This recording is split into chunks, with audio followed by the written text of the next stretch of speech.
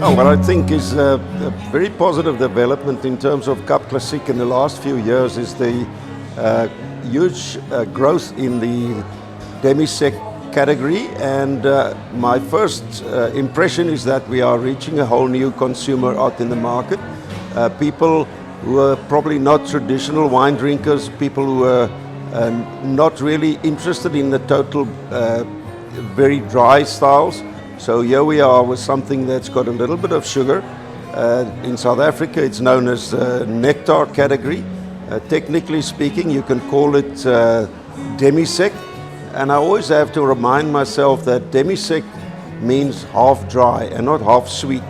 And one thing that I would encourage people is that try it, because the slight sweetness in the wine is so perfectly balanced by the prominent acidity that you often find in Cap Classique from the very early harvested grapes.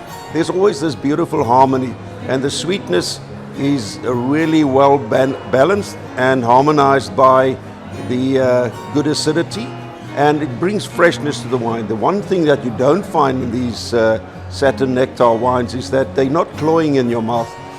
The other important part is that there's an occasion during the meal or at a time of day when you are drinking Satin Nectar with a little bit of sweetness, where it's just the most perfect accompaniment to what you are doing. And it is really festive wine too. The days are gone when people are only drinking Cap Classique for celebrations or weddings or engagement parties. It's something that's become very much part of our lifestyle, and I think there's always an occasion, but there's also always something to celebrate.